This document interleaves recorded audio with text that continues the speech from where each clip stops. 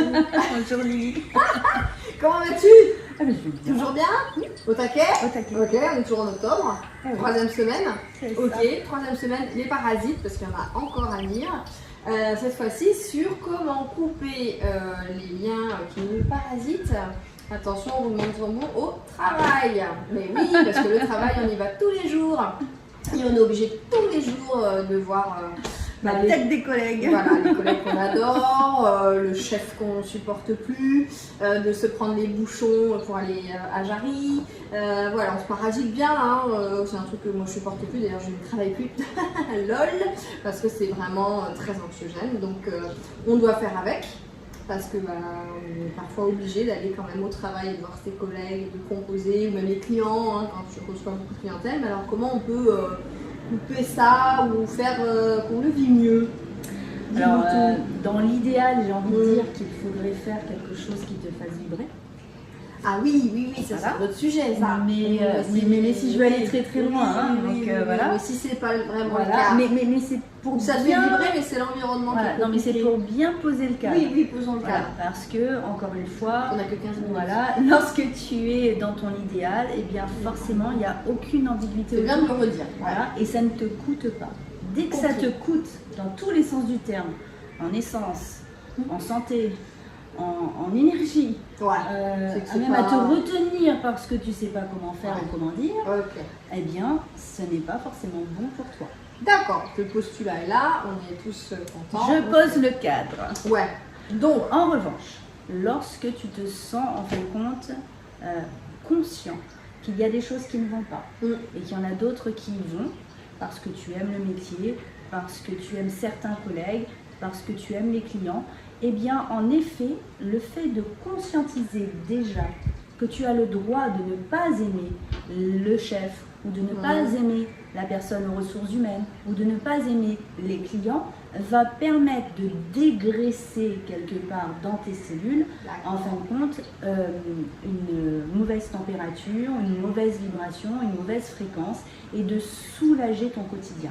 Ça, c'est la priorité, c'est de prendre conscience en réalité de ce qui va et ce qui ne va pas. Si tu ne le fais pas, ben voilà, tu marches sur des œufs et du coup tous les jours, tu accumules et l'effet cumulé. hein. Exactement. C'est exactement ça. L'effet cumulé crée en fait la bombe à retardement, crée l'explosion. D'accord. Donc pour ne pas exploser, pour ne pas être explosif ou irrité ou irritable au travail parce que les autres le ressentent, eh bien c'est de créer un bon environnement. Comment créer un bon environnement au travail? Outre le fait de te mettre dans ta bulle ou de te protéger. C'est ça, et de fermer la porte une fois ou pas. C'est ça. Ouais. C'est de pouvoir t'exprimer ou d'exprimer à toi-même. Alors il y a des astuces. Je l'ai peut-être dit dans d'autres vidéos, je ne sais plus. Oui, tu te répètes.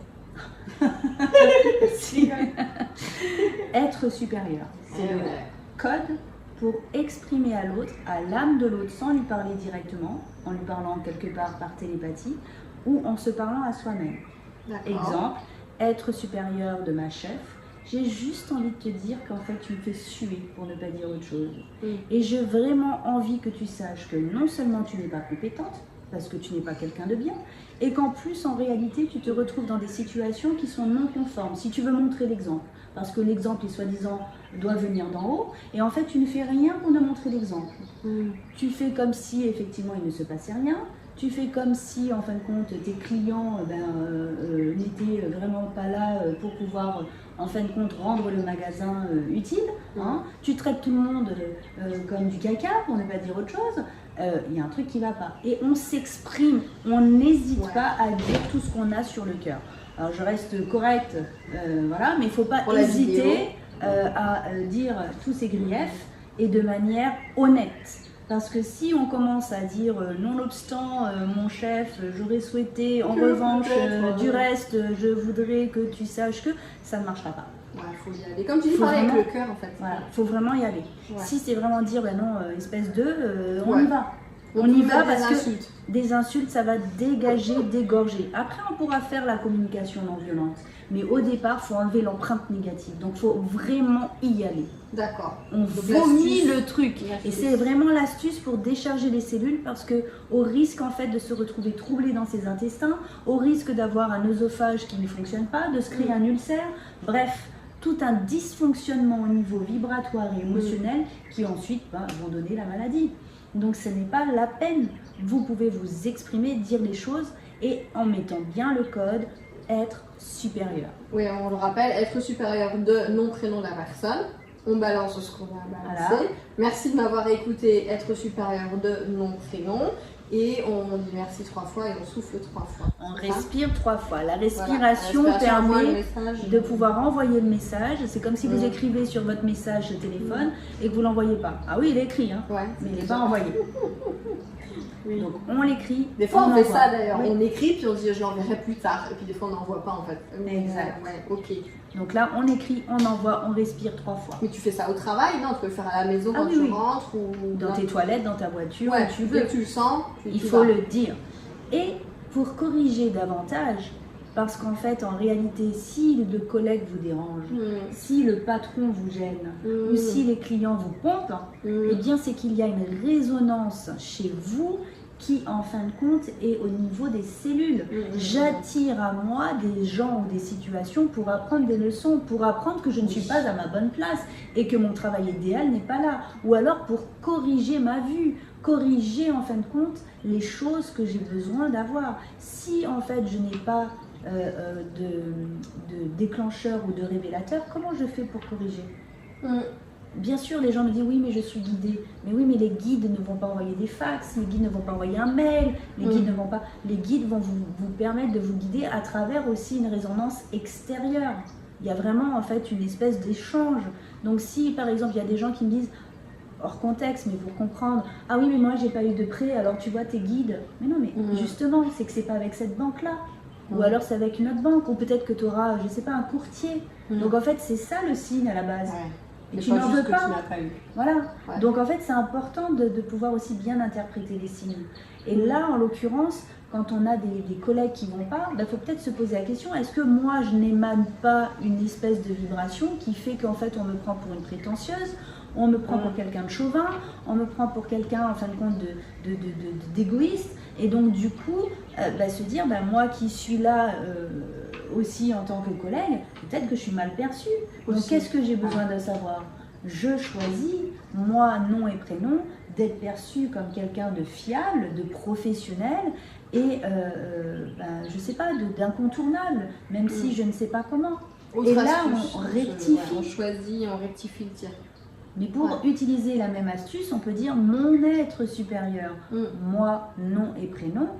J'ai envie de te dire d'arrêter de me faire vivre ça, j'en veux pas. Toi qui es mon âme, je ne veux pas de ça. Des collègues qui tous les jours me disent ça va, t'as pas l'air bien, tu te sens bien? Non? Ah ben c'est bizarre, t'as des cernes, non mais c'est vrai, c'est pénible. T'as passé un bon week-end? Ah si tu savais. Et puis en fin de compte, on passe 3 heures à parler et on travaille pas. Mais occupe-toi de tes fesses, j'ai envie de te dire quoi. Donc du coup, en fin de compte, c'est très pénible d'avoir ce genre de cancan, de ceci, de cela, de machin. On a obligé de passer par là quoi. Voilà. Et comme j'ai envie de dire, chacun a ses problèmes. On n'est pas, au travail, on n'est pas chez un psychologue ou on n'est pas en train de se faire une thérapie. Donc en fait, c'est important de savoir que on est vraiment dans un environnement où tout le monde devrait aller dans le même sens. Mais si tout le monde ne va pas dans le même sens, à nos yeux, c'est que nos cellules ne vont pas dans le même sens. Donc là, pareil, on finit avec merci de m'avoir écouté, mon être supérieur, en précisant ce que je veux. Et en complément, donc être supérieur, je choisis, même si on parle à ces cellules. Mes petites cellules chéries, arrêtez de vouloir être contradictoire ou dans la confrontation par rapport aux autres. Fini la dualité, là, je vous demande d'être dans l'unité. Oui, pour ne plus vivre ça. Et oui, parce que je suis en train d'attirer. Pourquoi? Parce que je suis un aimant et que j'attire le contraire de ce que je veux finalement. Oui, non, mais là, il y a un travail à faire avec soi-même aussi en fait. Il y a un effet miroir, il y a tout ça. Donc, si je veux avoir en face de moi quelqu'un qui soit tout comme moi, hermétique, avec qui je peux juste partager des moments heureux, des moments compatibles et ne pas susciter ni la jalousie ni le manque de respect de mes collègues, bah, je le choisis. Je choisis, moi, nom et prénom, d'être perçu comme un collègue formidable, respecté et respectable, même si je ne sais pas comment, même si j'ai l'impression que je suis encore là, le bouc émissaire, ou que les gens sont jaloux de moi. Là, on peut encore rectifier. Alors, on rectifie, mais la question fondamentale aussi, c'est de se poser la question si on est bien à sa place. Parce qu'on peut donc couper les liens, ça c'est une bonne nouvelle. Donc quand même aller au travail dans un environnement toxique, mais faire en sorte de mieux le vivre ou de le rectifier. Mais la question de base que tu disais aussi en introduction, c'est qu'on n'est peut-être pas à sa place quand même. Exact. Dans quelle mesure on peut... est-ce qu'il y a un curseur, il y a des signes où à un moment donné tu te dis bon de toute façon il faut que je change avant d'arriver au burn-out, parce qu'en mettant en place ces process qui permettent de tenir dans la longueur, finalement on résout, on réajuste, mais le problème fondamental c'est peut-être juste qu'il faut changer de travail aussi. Alors, comment on bascule? Il y a deux plans pour moi. Il y a soit je ne suis pas à ma bonne place, ou soit les autres ne sont pas à leur bonne place. Là il y a la difficulté. Parfois ton chef il n'est pas à sa bonne place. Ouais, c'est clair. Il en sait moins que toi, il fait moins de choses que toi. Alors il peut dire que oui, il est là pour superviser, mais en même temps, il n'est pas à sa bonne place. Donc en réalité, c'est vraiment dans le contexte, se dire, je choisis d'être à ma bonne place, en accord avec mon environnement. Et soit c'est le chef qui va partir parce qu'il va être muté. Il va se passer un truc. Il se passe un truc parce que l'univers répond toujours. Mais du coup, je mets vraiment en fait ce que je désire et je suis honnête, je suis vraie avec moi-même. On en revient toujours à là. On en revient à ça. Si tu n'es pas vrai avec toi-même, il ne se passe rien. Mais si tu dis, en fait, ce travail me plaît, les clients me plaisent, mes collègues me plaisent, mais c'est juste le chef qui ne va pas, je choisis vraiment de pouvoir continuer à travailler, mais sans avoir un chef sur mon dos, comme ci, comme ça, en ayant un chef qui soit merveilleux, en ayant un chef qui, au contraire, nous stimule, en ayant quelqu'un qui nous propose, ou si, par exemple, tu veux plus de chef, sans avoir de chef. Et donc, du coup, là, il y a quelque chose qui va se créer, soit le duplicata de ce que tu as dans un autre environnement, ou soit en conscience comprendre que finalement, quand tu regardes bien et que tu fais l'analyse avec l'âge, ou pas l'âge d'ailleurs, mais en tout cas avec toutes tes expériences, dire finalement, je me sens plus de travailler dans ces conditions, ou je me sens plus de travailler dans ce métier-là, et c'est ok. Moi je me suis aussi reconvertie et c'était ok. Je ne me voyais plus dans le business, avec plein de salariés, avec plein de gens autour de moi. Je suis très heureuse d'avoir passé le cap et d'avoir mis le coup de pied dans la fourmilière. Toi, tu l'as fait aussi. Donc, c'est pas en effet quelque chose de impossible. C'est quelque chose qui peut se réfléchir, c'est quelque chose qui va se faire de toute évidence pour rassurer ses cellules, pour rassurer son âme et peut-être même son ego. Mais voilà. Alors après, tu me parles de déclencheur. J'ai encore envie de parler du design humain parce qu'en fait, le non-soi, encore une fois, de ne pas être vrai avec soi, eh bien, va créer une perturbation émotionnelle. Exemple, chez les générateurs, le déclencheur émotionnel, c'est la frustration. Chez les projecteurs, le déclencheur émotionnel, c'est tout ce qui est amertume. Le déclencheur émotionnel pour les manifesteurs, c'est la colère. Le déclencheur émotionnel chez les réflecteurs, c'est la déception. Donc, lorsque tu es en train de conduire et que tu as des zébras sur le côté ou que tu entends ting ting ting ting parce que tu as touché en fait les espèces de petites loupiottes lumière sur le côté, tu te remets sur le droit chemin, n'est-ce pas? Eh bien, lorsque tu as ce déclencheur zébra qui est la colère, qui est la frustration, l'amertume ou la déception, tu te remets sur le droit chemin. Donc en vrai, en fonction de ton design, si avec tes collègues tu sens que ça va pas, tu te remets sur le droit chemin et tu dis alors je choisis d'avoir la meilleure conduite en accord avec mon environnement et je le veux que ça soit dans cette entreprise ou dans une autre entreprise, que ça soit avec ses collègues ou avec d'autres collègues, que ce soit avec ce chef ou avec d'autres chefs, mais c'est ce que je désire au plus profond de moi. En fait, là, je viens d'avoir comme un panneau signalétique de me dire que ça ne va pas. Mais je ne me confronte pas à me dire oui ça va bien, oui ça va bien, oui ça va. Oui, je choisis que ça aille bien. Voilà. Donc voilà. À un moment donné, c'est stop, quoi. Et les choses se feront. Et les choses vont se faire parce que l'univers entend toujours. Mais si je rectifie le tir à chaque fois que je me réveille, ça va pas le faire. Il faut que je reste concentrée. C'est pour ça que j'ai posé le postulat de départ pour dire, voilà, dans mon idéal, eh bien, je veux ça, ça, ça. Mais c'est parfois difficile de dire ce que tu veux. Alors, c'est important de dire ce que tu ne veux pas pour corriger au contraire ce que tu veux. C'est le mot de la fin, c'est beau. Tout était bien calculé, c'est du freestyle, mais bon, tout est bien ficelé finalement. Ah bah, j'ai choisi d'être dans le timing, même si je sais pas comment. Excellent. Bon, c'est des blagues d'énergéticienne. Lol. Super. Bah merci Virginie. J'ai envie de dire. Merci à vous de partager, de vous abonner. De vous abonner de plus en plus. Voilà, ça nous fait plaisir et nous on s'éclate toujours autant. Et ben je te dis à la semaine prochaine. Je te garde encore. Je crois que. Finalement. Ouais. Allez, merci. À bientôt, bye bye.